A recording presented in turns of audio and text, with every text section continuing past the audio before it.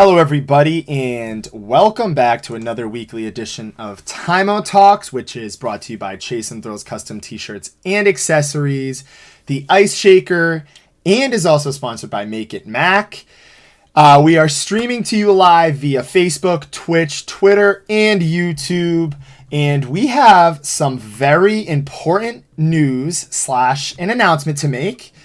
If you did not see it on our social media, well, looks like you're hearing it first now. June 25th.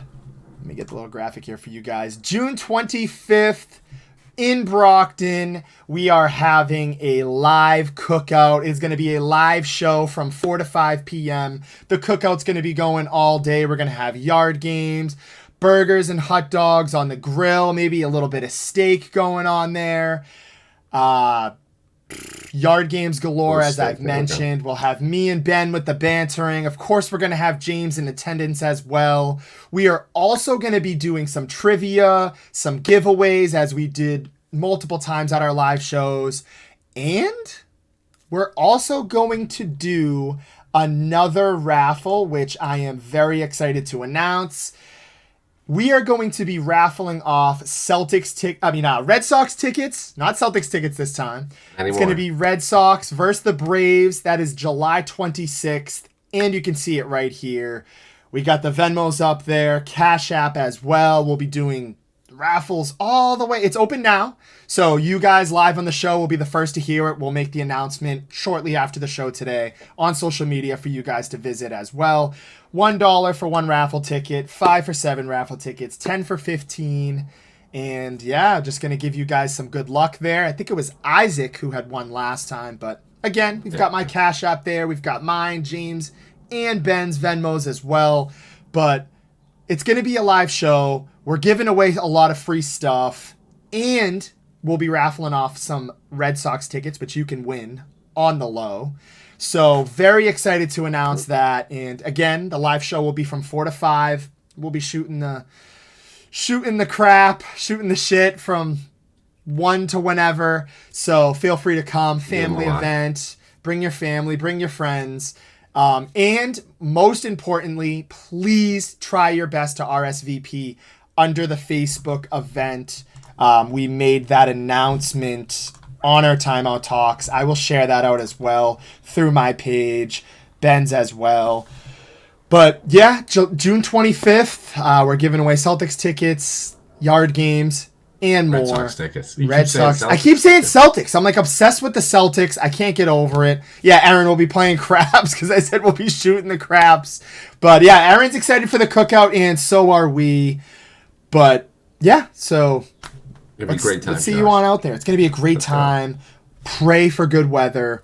We'll let you know as it gets a little closer. But hey, we've gotten that rain out of the way now. We should be all set to go. I'm going to post it one more time here for you guys to view before we get going on in the show. But these are the raffle tickets. Here's the event in Brockton. If you want that information on the address, go RSVP to that. June 25th, 2023. Event starts at 1 p.m. But it's just a slow start. We'll be just chatting, maybe we'll get a little cornhole tournament. I've gotten a couple requests for that. We'll throw that in there. We'll have Rob show up maybe with his beer pong belts, get the crowd going, get everybody animated. But yes, please show up, RSVP, and yeah, just excited to get it going, Ben. Yeah, I can't wait for it. Hopefully you see everybody out there. The usuals. Hopefully Rob shows up. No, he'll always show up. Rob always delivers. But hopefully just to be able to see everybody. Great graphic from Josh putting it together. So we got to give Josh a little thanks for that and just organizing all this. And hey, finding those Braves tickets, we don't disappoint. Celtics tickets last time, that was pretty good. Shout out to Isaac too for winning that one. But Red Sox Braves, that's going to be a good series. Red Sox 30-30, it's average.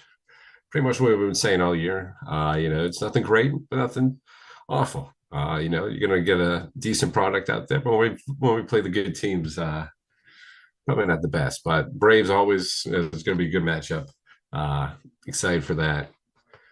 I don't think me and Josh aren't going to win it. But maybe I'll throw some money in there just to help out. Yeah, we can't win it. And as Ben mentioned, Ronald Acuna, Ozzy Albies, they've got a phenomenal pitching staff. It's going to be a great game. You're going to want to get in on that. Tickets for the low. On the other hand, we're going to kick things off. We're going to talk the NBA Finals, which we are already 2 games in what could be a kind of surprising series to start. Miami Heat was able to tie it, steal one on the road against Denver. Game 3 kicks off tomorrow night at 8:30. That will be in Miami. A little turn of events. And Ben, I was not expecting Miami to steal one this early, but hey, I guess this is what they do. They scratch and claw their way back in. Yeah, I was pretty confident. I think everyone else was. Some people even saying 4-0 Nuggets pretty easily. But this Heat team just proves to you again, they're not going to fall down. They're not going to come short of the challenge. They took us obviously head on. Everybody, we were pretty big favorites. People forget, and they took it to us real good. So you can't count this Miami team out, especially after the game 1 woes. I don't love these guys, but Max Strauss and Duncan Robinson aren't going to be shooting for that. Max Strauss going 0 for 9 in the first game. Duncan Robinson not finding his stroke either. He was probably 0 for 4, 1 for 4, something like that. But Max Strus his first 4 threes in the game 2. So this Heat team is just dependent on some of these role players. Caleb Martin, he's had a slow start, but the Martins, the Max Struses.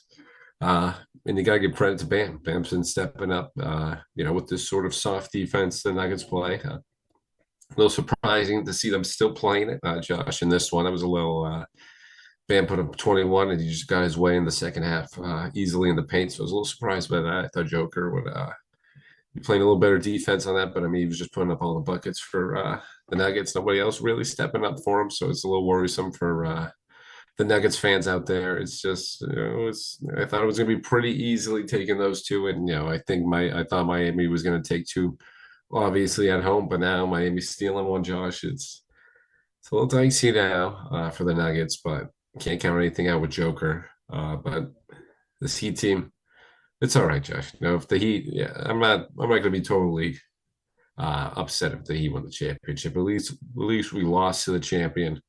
I'm just thinking ahead a little right now, but I was rooting for the Nuggets pretty heavily now. But seeing what Jimmy Butler's done with this team, you got to give him credit. So listen, if the Heat pull out this one, I'm not going to be too upset.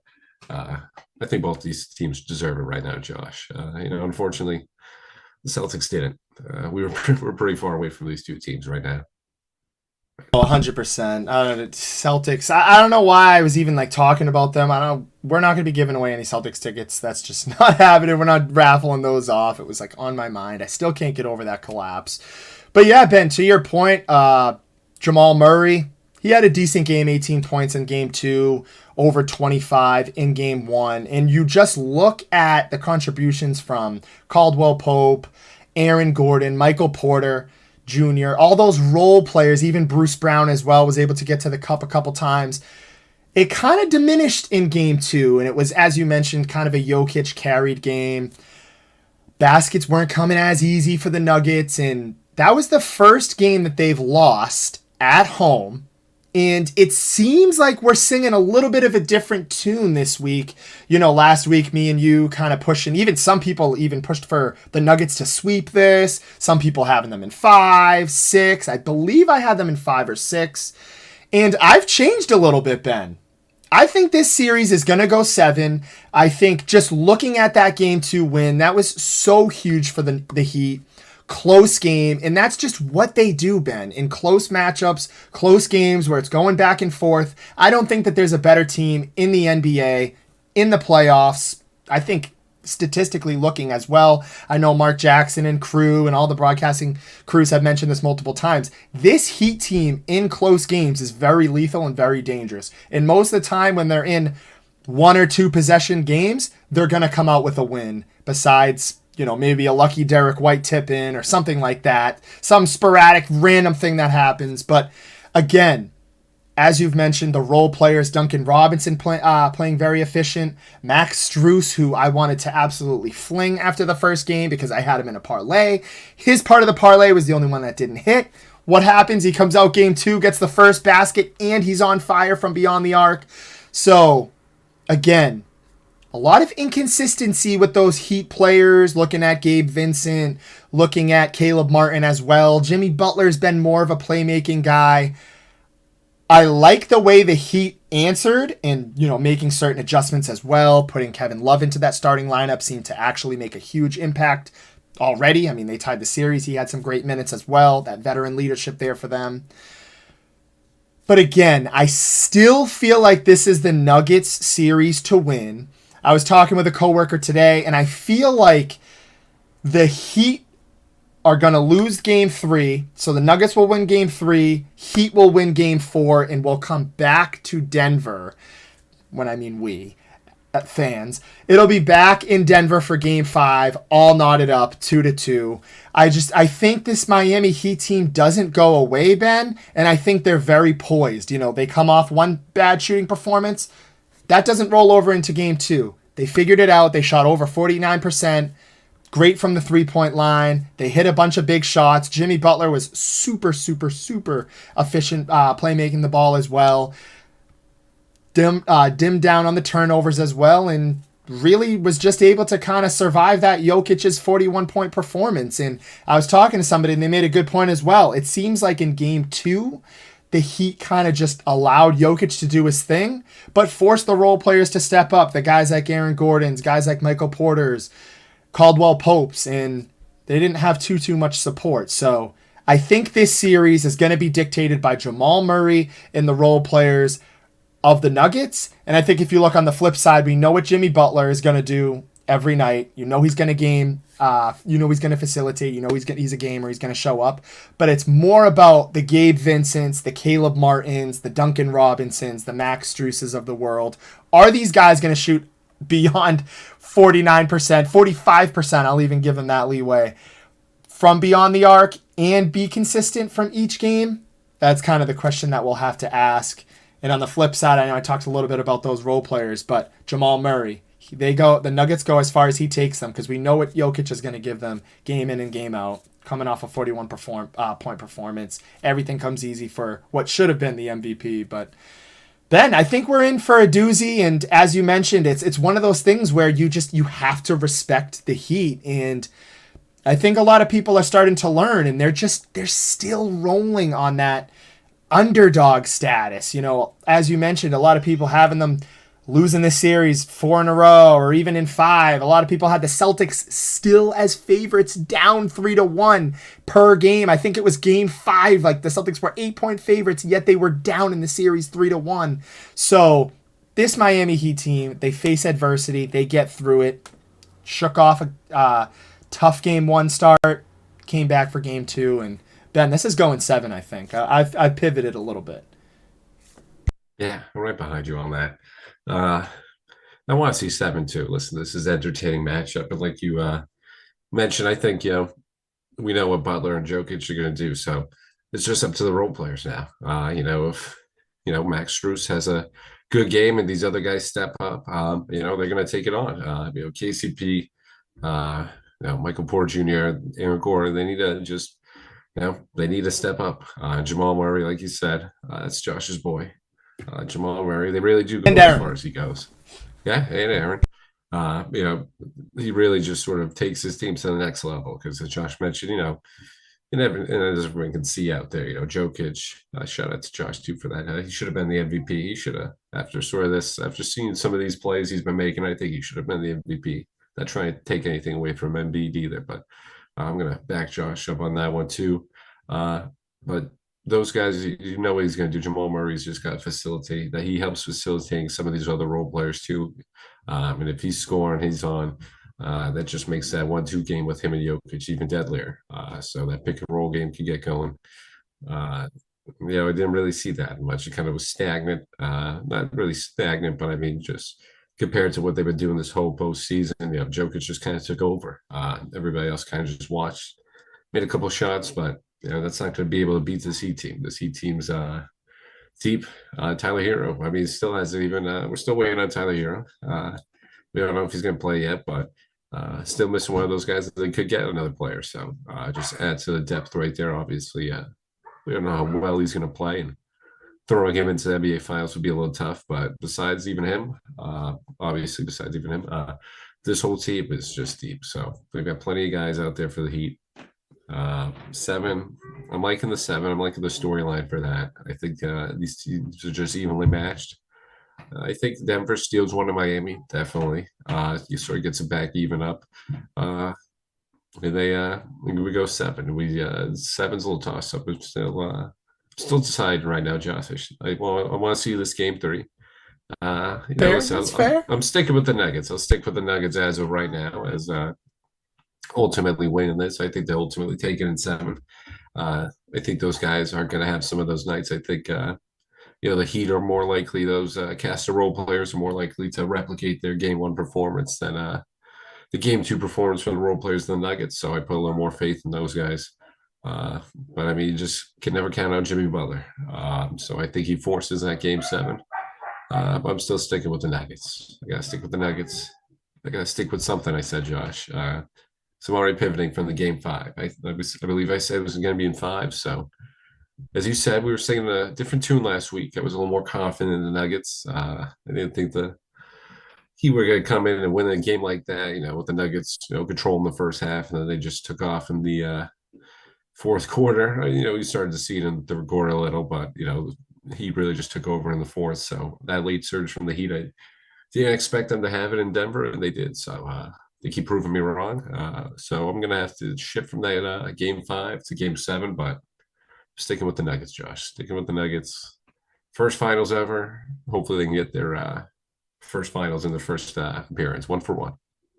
And as Ben mentioned there, the Miami Heat outscoring the Nuggets 36-25 in the fourth quarter. As I've mentioned as well, this Miami Heat team, they just know how to close games out, especially close games. They win in this one by 3. And yeah, Ben, it's weird. It's like every week we're singing a different tune. Couple weeks back we're on the whole, Miami can only go so far. And then all of a sudden it's, the Celtics should just, all they have to do is win 2 in a row at home. That's fine. We'll come back. Then we come back the next week. The Celtics are down 3-0. We come back after that. They tie the series. It's just all over the place. Then you watch Game 1 and Game 2 of the NBA Finals were just 2 different products. And again, to your point, a lot of the role players, just that's essentially what it is this late into the playoffs, and that's essentially what the storylines have been. In Game 1, a lot of those undrafted guys who absolutely balled out didn't ball out in that NBA Finals, and that kind of left the Heat stranded. You look at Game 2, those guys balled out, whereas the other guys that I always mention on the Denver Nuggets, they didn't really ball out as well. They left Nikola Jokic out to dry. So how deep can both of these teams go? How deep do the rosters go, as you mentioned as well? I personally think they should just stay away from Tyler Hero. Don't throw him into it. Don't get all...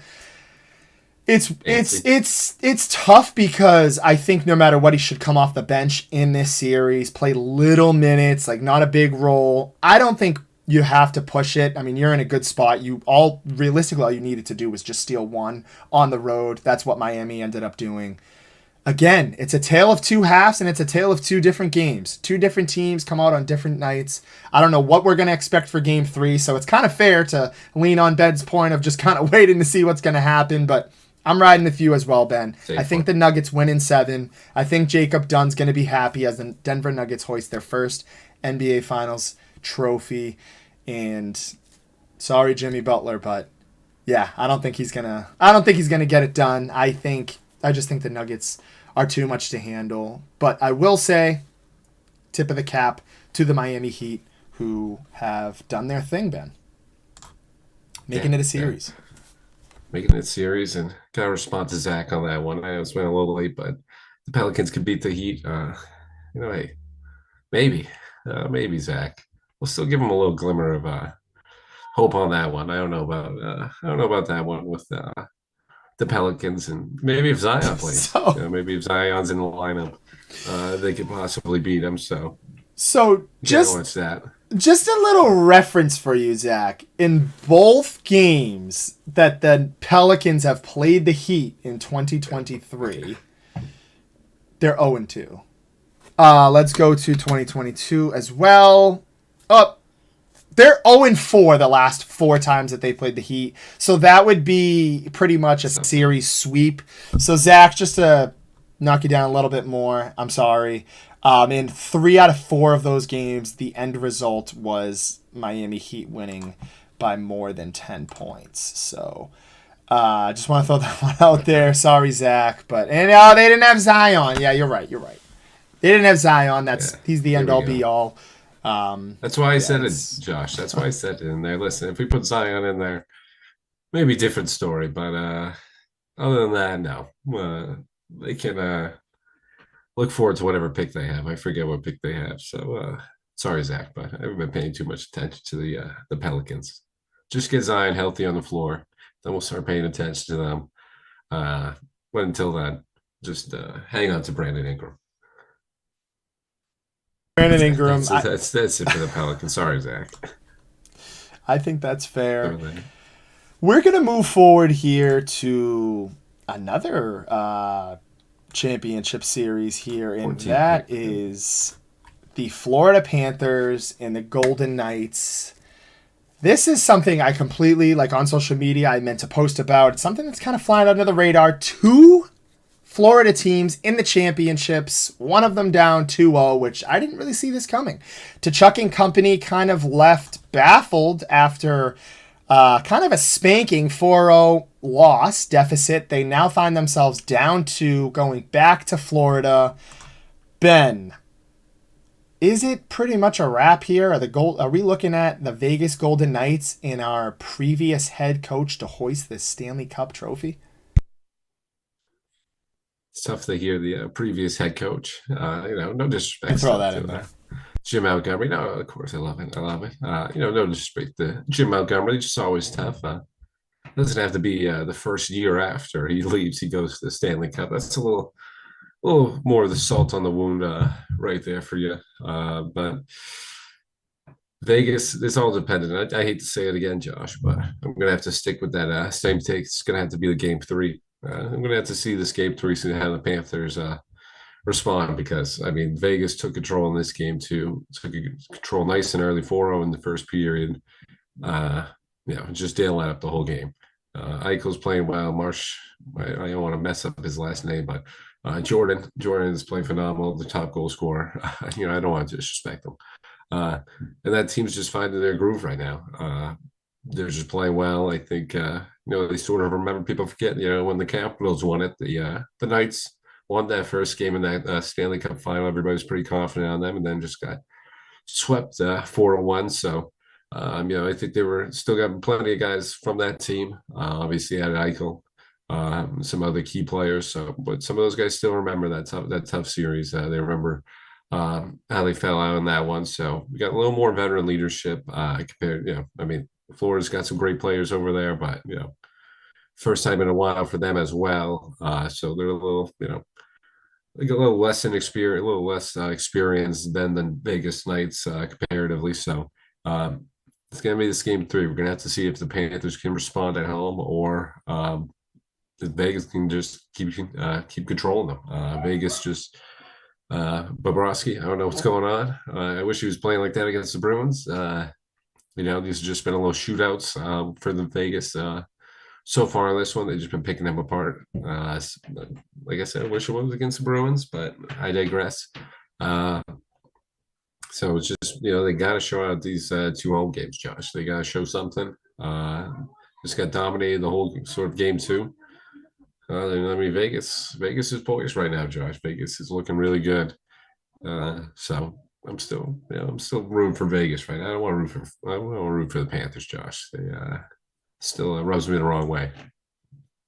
Hey, Zach, it seems like he wants the Panthers. He's saying Panthers will come back and win it. We got Charlie, best expansion team ever. You gotta think that they're up there for that. This is their 2nd Stanley Cup Finals appearance. They're pretty much a playoff team every single year since they've joined the league. And just to Ben's point here, they're stacked between Jack Eichel, Marcia Salt. They've also got Mark Stone, who I forget about. I didn't even know that they had Alex Pietrangelo, Riley Smith. McNabb's a pretty solid player. Nicholas Roy as well, William Carlson. I mean, these are just guys that I know from playing NHL and I just remember some guys of the that McNabb's stand on there. out. Yeah, these are guys who are in the stat sheet and actually, excuse for the correction there, they actually pounded on the Panthers in a 7-2 victory. So every game has been over more than 3 goals for a win. First game 5-2, second game 7-2. They just look dominant from top to bottom, even as their top goaltender hasn't even been in there playing. This team is poised, and I think what you're seeing here, and what kind of has me in shock here, is the Florida Panthers stalling out. I mean, they're down 0-2.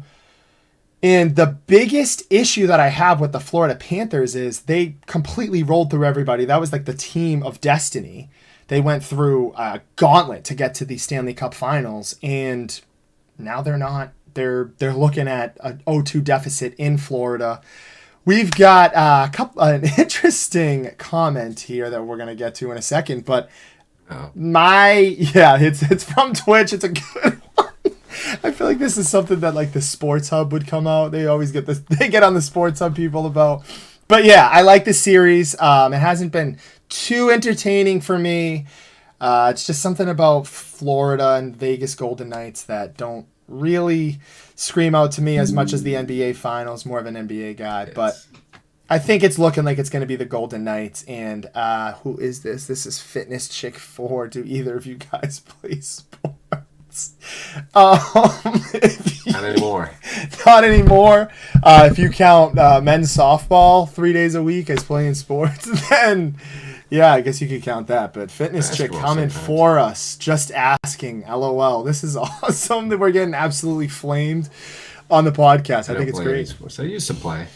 Listen, Josh. We used to play a little. Yeah, a little bit.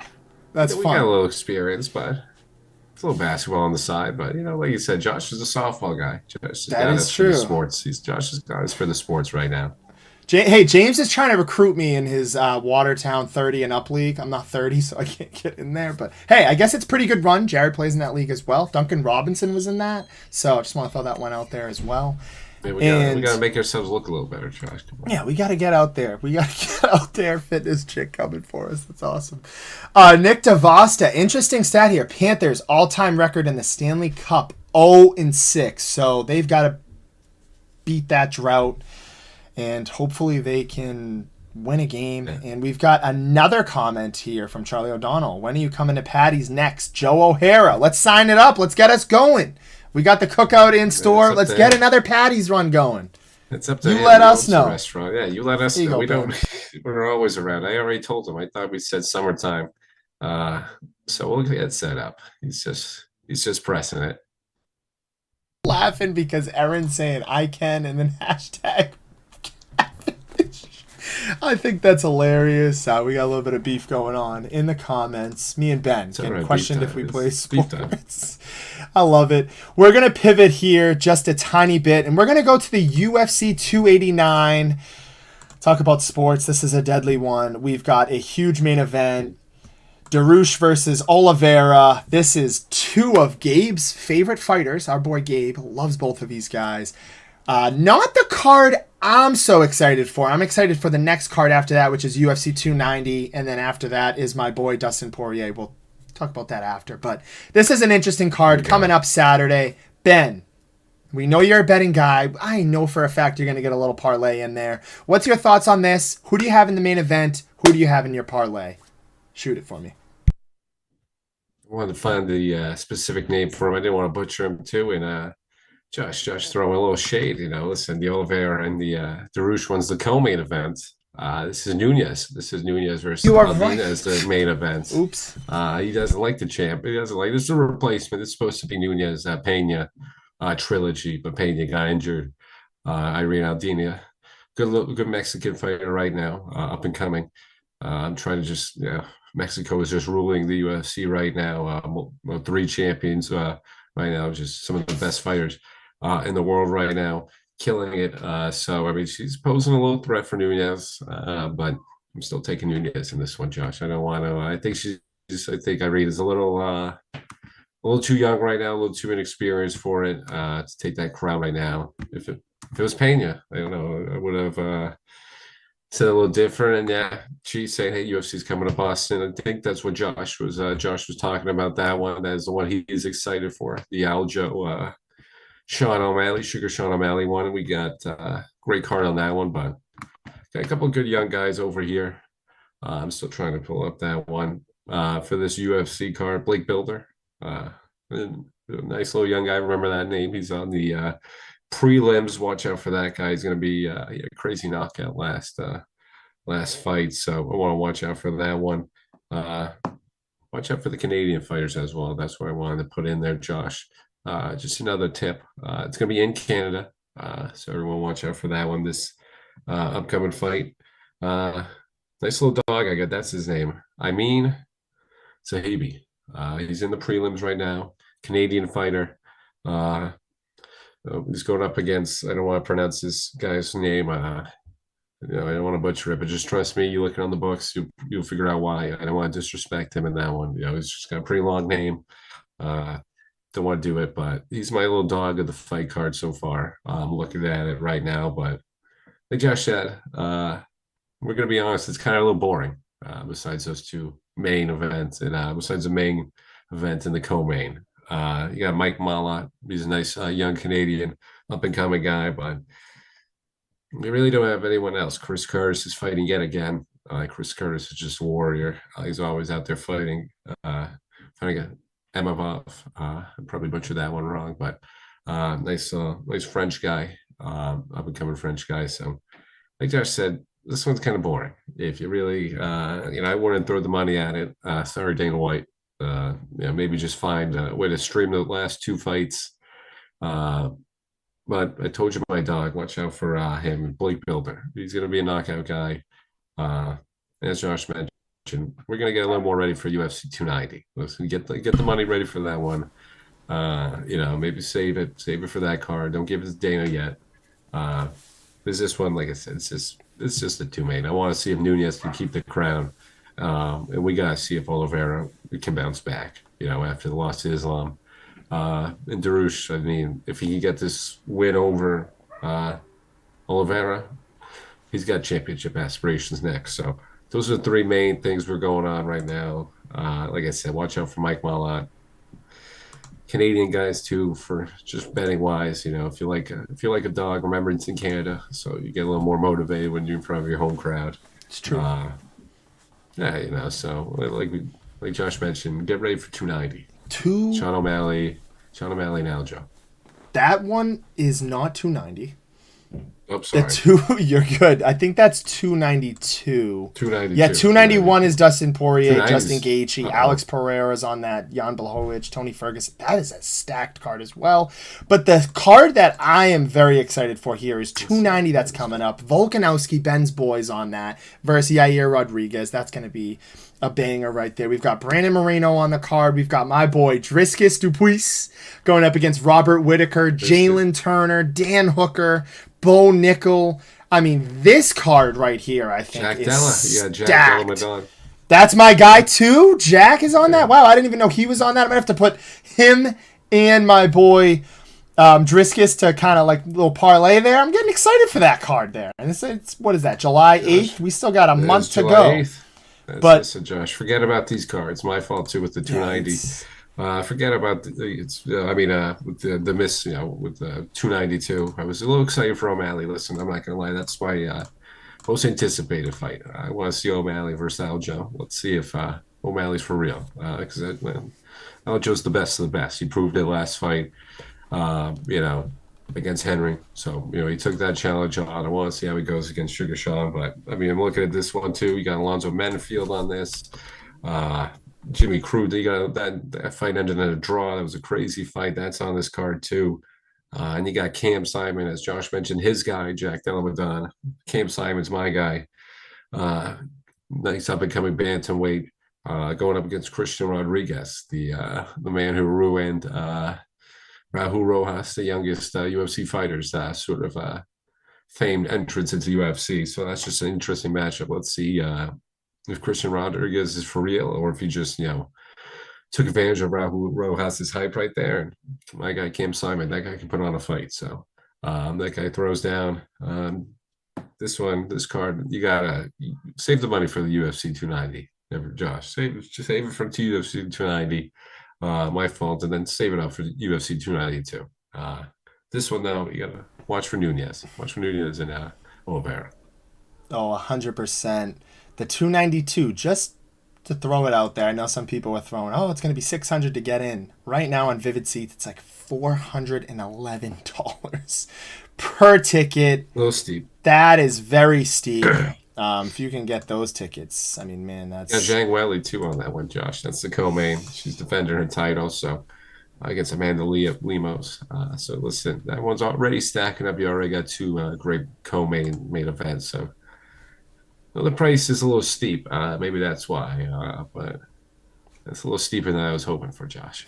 Yeah, you won't see me in attendance there. I know Yeah. some of my friends were saying they want to go have fun. I'll be watching from home. I'm excited for 290, 291, and 292. We've got a whole summer of bangers, and that's actually close to my birthday as well. So if anybody's trying to feel nice, they want to spoil me with some UFC tickets that are just absolutely astronomical, be my guest.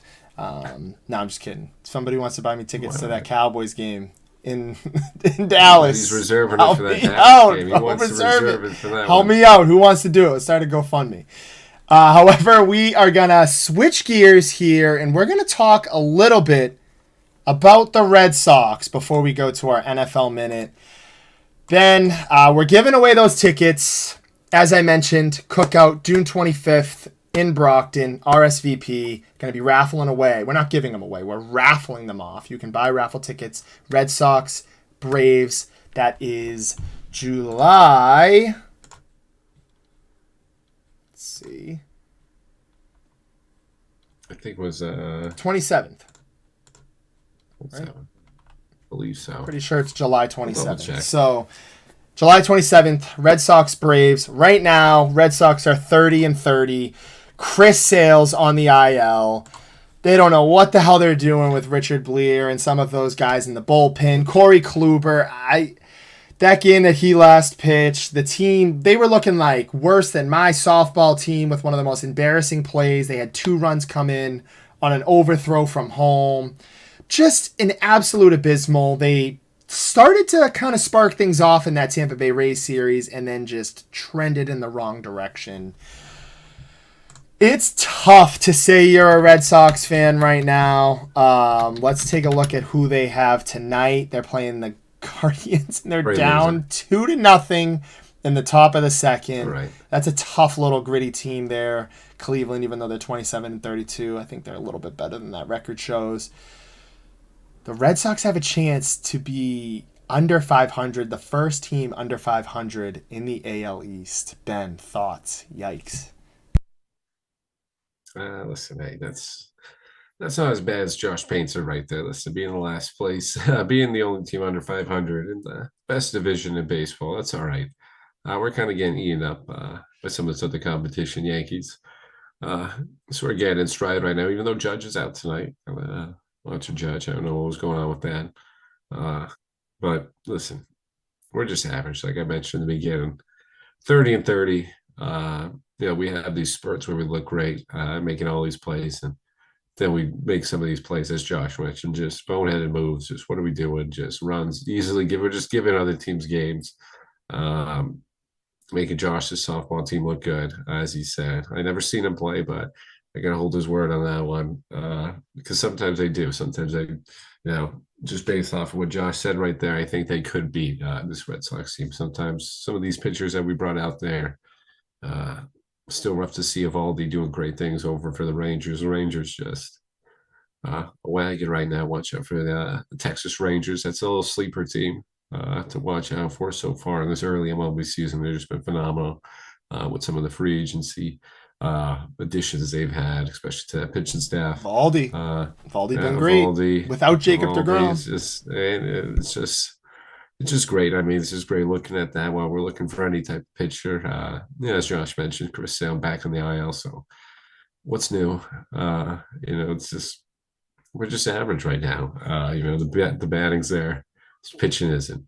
We're going to have good games. We're going to have some bad ones. That pitching just gets exposed. The bullpen is just, I don't even know who I want out there. I don't even know I don't even know what starter I want out there. Hauk's only good for 4 innings, if that. And then Josh loves that stat. But everybody else is just, man, nobody's really stepped up and made themselves as the clear number one. Everyone's just kind of, you know, we either battle back or we just build up a big enough lead that we can't blow it. So, especially just, maybe if we were in a less tough division, maybe we could capitalize in some of these other games, but doesn't look like we're going to be able to do that. So I don't think we're going to get any breaks for this Red Sox team this season, unfortunately. So it's going to be a rough one, but just make it fun. We still got Devers at least. So they put on some shows when they hit. When they can, the hitting's on, Josh. So that's pretty good for entertainment purposes. Oh, 100%. This is kind of a wonky year in the MLB. I mean, you look at like the Marlins are in playoff contention, the Pirates, the Diamondbacks, just a bunch of teams that I thought would be in rebuild mode. Completely wrong. You look at the Orioles are finally killing it. I mean, they are literally catching up on the Rays. They're in second place. And just complete blasphemy from Zach. The Tigers are not making the playoffs. They are third, fourth in their division right now. Let's take a look. The Tigers. The Tigers are third. They're 26 and 32. I don't think the Tigers are making it. I don't even think that they're better than the Guardians, and the Guardians are underperforming, especially off of their season last year. Zach's he's feeling a little bit of that. He's getting the honeymoon phase in him. He knows what that means. But, yeah, I don't know. Zach goes to Detroit. Now he's in love with the Tigers. I can't take that serious. But on the other hand, Red Sox, Yankees, they've got a pretty big series coming up here. That's going to be in New York. Zach likes that one. He thinks it's funny. And we've got an interesting little matchup that I wish I could see. It's Tanner Houck, Garrett Cole, both on the mounds Sunday night. That'll be Sunday Night Baseball, too. Oh, my God. I'm definitely going to have to tune in for that. But that series starts Friday, ends Sunday. Red Sox first got to get through this Guardian series, which is looking like it's going to be an agonizing and long series as well, Ben. And there's just so many different things. I mean, James Paxton comes back. He's not... I thought he was going to be... I was calling for this guy like a year ago, saying he was going to be the savior for this team. He hasn't been. Kenley Jansen's been shaky. Winkowski's been shaky as well coming out of the bullpen. Verdugo's coming back to life. They're juggling people in and out. Kike Hernandez is just not a shortstop. They need to put an end to that. And it's tough right now. And I think one of the biggest chapters that the Red Sox need to take a look at, and I just actually wrote an article about it, is Shohei Ohtani. I think they should go all in on him. I don't think that they're going to. I think a lot of people are expecting him to get a $600+ million contract. It's going to break Major League Baseball history. It's probably going to break sports history for a huge, long contract. He could be looking at well over $30 million a year. This guy deserves it, Ben. I mean, he's literally a unicorn, dual player, Showtime, the unicorn, showstopper, whatever you want to call him. Just a phenomenal player, phenom. And it's going to be an interesting sweepstakes. Trade deadline's coming up. I know Ohtani's flirted with Boston a little bit, flirted with Alex Cora. He says he loves the city, got a great impression out of the last time he was here. So, hey, John Henry and ownership, Chaim Bloom, those guys haven't opened up their checkbook for somebody like that in a long time. And if history repeats itself, they don't like to pay homegrown talent. It was like pulling teeth for them to get Rafael Devers back. We'll see. They need a little bit more star power, Ben, and I think that's why they're hurting. They're relying on a bunch of guys that just can't get the job done anymore, like Paxton's, Chris Sales of the world. You know, you're throwing out Corey Klubers, who just hasn't been the same for over 3 or 4 years now. And I don't like what I'm seeing from the Red Sox, Ben. 30-30, going to be under maybe 500 after tonight's game. It's probably time to push the panic button already in June. And hey, give up Showtime a call. Give Showtime a call. Go all in for him because they need to do something, Ben. They need a facelift now. Yeah, that 600 one's a little scary. Since, like you said, it was really tough for us to even give Devers after losing Bogarts. You wonder what are we going to base ourselves around, and it was even we were just struggling to pay him. Just that deal took a very long time to get done. Very scrutiny from both sides, but mainly the Red Sox. Like, come on, you gotta do something. We gotta sign somebody. We're not the Rays. I know they're trying to be the Rays, but that's just not what we are. We don't have that scouting. We don't just sort of have that culture right there. We go out and get some guys. We got some ingrown in-home talent, homegrown talent. But we pay. We pay to get some of the big name guys. Pedro Martinez is Manny Ramirez, Dave Ortiz. We pay these guys. Get them over here like that. So 600 million, that's scary. I don't think Hyde's going to go out for that. Unfortunately, I do see Shohei just going to the highest bidder. Did his time in L.A., Los Angeles. I think they're still on. I always get confused. Listen, the Angels just very bad marketed team. They got two of the greatest players to ever play the game, and they still just can't get out of their own way. Still haven't won a playoff series with them. Don't even know if they've won a playoff game yet with either of them. So LA wasting just sort of those two guys. And I think Shohei, like I said, served his time. He's going to go to the highest bidder. But unfortunately, not us. I don't think the Red Sox will shell out. But I agree with Josh's plan. I would love it. I think Shohei would just infuse this talent with just a lot more hope for baseball, a lot more just hope for the future. Because it's kind of bleak right now. As Josh mentioned, looking at the James Paxtons, the Corey Klubers, these were cool a couple of years ago. If I can remember them, that's probably not a good sign. Should probably get some younger guys in there, and we're seeing the effects of it. So I would love it, but I don't know if Hyde's going to go for it, Josh. I agree. I doubt it. It's just a little food for thought there. They've got some time. Tigers too. Maybe the Tigers will get him, Josh too. Six. They'll sign him. They'll go to the Tigers. I'd give them a facelift. The Tigers would be a lot better than they are now. They might win that division. Central's wide open. They're wide open. Twins still there, but let's go Tigers. I don't know. I like this Tigers fandom, Josh. I like this from Zach. Oh, we got Ben coming in here, just throwing a couple jokes with Zach. We're going to turn a little bit here, a little main event. We're going to get back to football, which is less than 2 months away. Actually, 3 months away. It feels like it. I'm ready for it.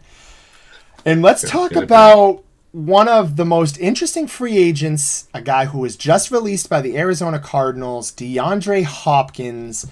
I'm looking at the odds here from Fox Sports. This was just updated. Hypothetical odds as of 5/30/2023. So just a little over a week. We've got the Bills sitting at favorites plus 300. Kansas City Chiefs plus 400. Baltimore Ravens plus 650. Jets plus 700. Patriots plus 900. That rounds out your top 5 teams in terms of odds for DeAndre Hopkins. Ben, where do you see DeAndre Hopkins going? What makes the most sense?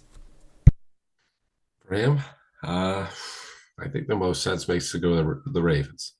As much as I hate to say it took me a little while to get it out because I really don't want to see it. But I know they got Odell. I know Zay Flowers. I know they've already got some signings, but listen, you got Lamar down, you locked him down. Might as well just keep building around him. You can never get too many weapons around a guy like that. He sort of flirted the idea, going back to Texans as well. That was going to be sort of my dark horse team. He's flirted the idea of returning to the Texans, go work with that rookie quarterback, CJ Stroud, sort of finally, talking about infusing some hopefulness into a town. I mean, sort of just infuse that back as that Houston. That's been a sort of abysmal football team over the past couple of years. Nothing really over there. Going well for them, but now D'Amico Ryan, C.J. Stroud, Will Anderson, D-Hop, that could entice him a little more. D-Hop gets over there, shows some better leadership for those young guys, get them right on the right track. I know Trevor Lawrence controlled the AFC South last year, and people thought he was going to go for much longer in these next upcoming years, but I still see that division as being open. Jags, aren't a finished product, so Texans could very well make a move in that division. They got some pieces, got a bunch of draft picks in the future, upcoming drafts, and just in general. So got plenty of cap space. So I like the Ravens as my pick, Josh. That's a safe one. I think they want to go get a weapon, another weapon for Lamar, just keep making him happy. Or little dark horse, the Texans, nice little reunion over there for them. I think that'd be great for Stroud.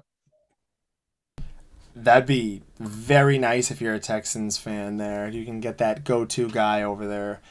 I think, I was just looking it up, I think it should be the Bills. If I'm DeAndre Hopkins, I'm looking at my town, I'm looking at the teams, and I think one of the teams that could really use him is the Buffalo Bills.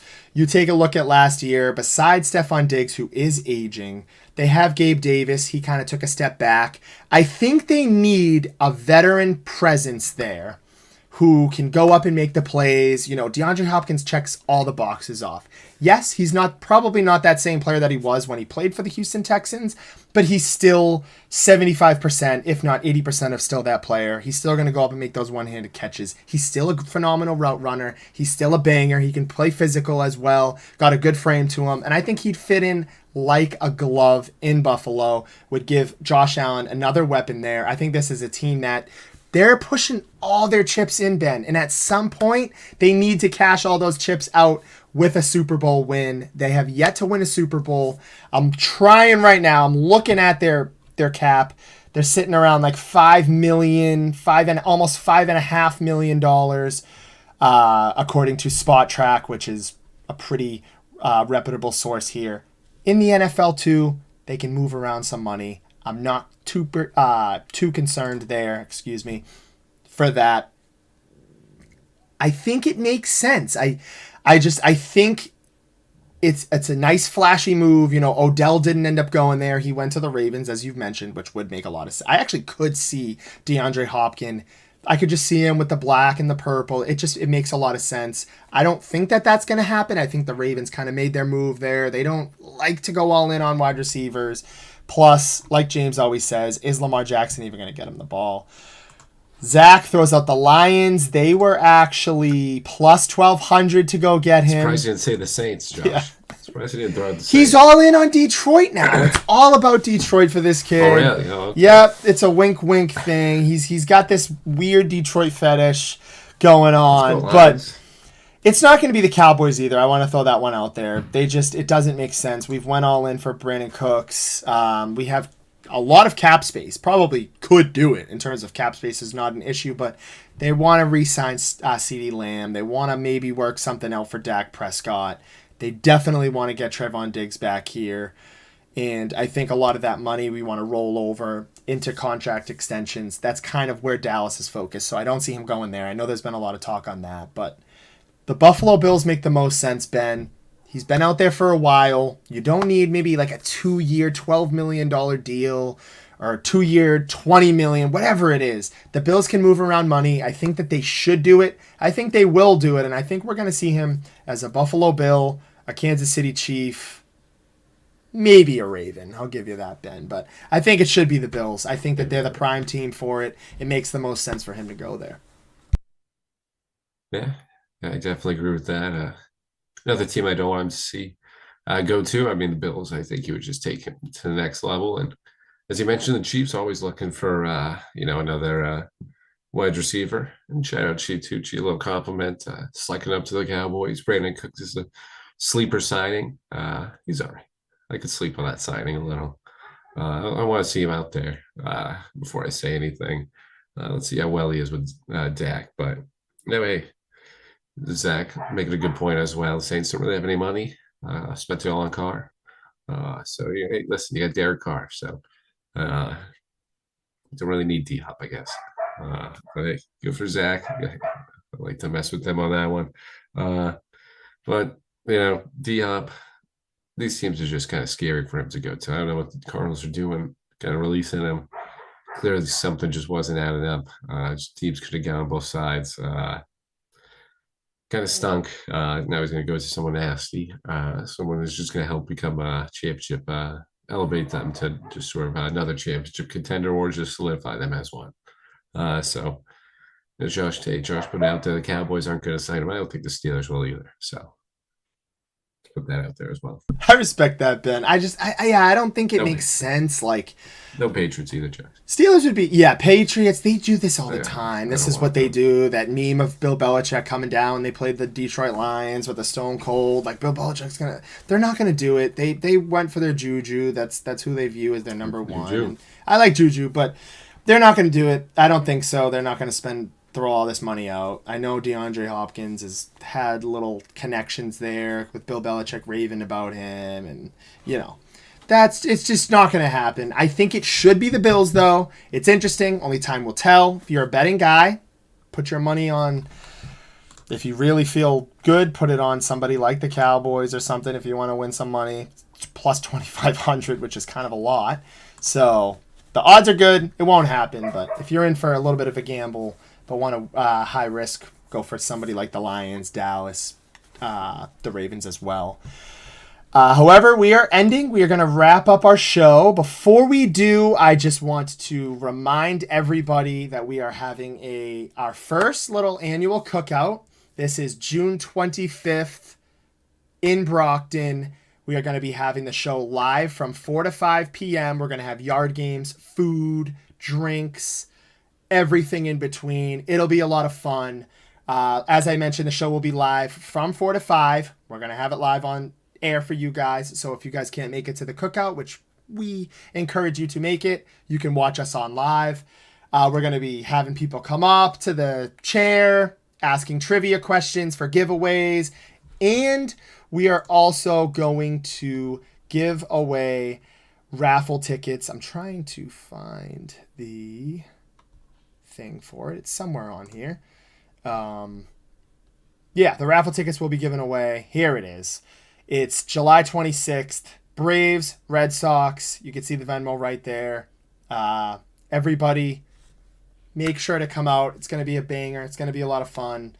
Start time 1 p.m. We put it from 1 to 6. But, of course, you can feel free to hang around. Sunday, June 25th. And it'll be a blast. It'll be a lot of fun. You won't want to miss out on that live banter before the show and after the show between me, James, and Ben. It's always a blast. Even Aaron's a funny guy too with Rob. Well, it'll be a blast. You got to come on out.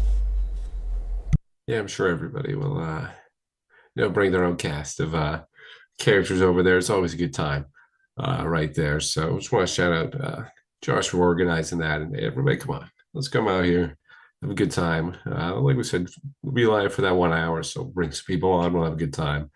But pre and post, it's gonna be a great time. Just relax and hanging out with everybody, getting to see everybody that we appreciate tuning in for. So give appreciation to you guys. And hey, we got some Red Sox tickets away. I know I kind of crapped on them, but Fenway Park's still great to go to. Still one of the best ballparks out there. So can have a little fun with that if the Red Sox haven't picked it up by then. But shout out to everybody for that. We'll watch out for the cookout and get those raffle tickets in. And Josh, I think I'm going to end with this. Nuggets in 7.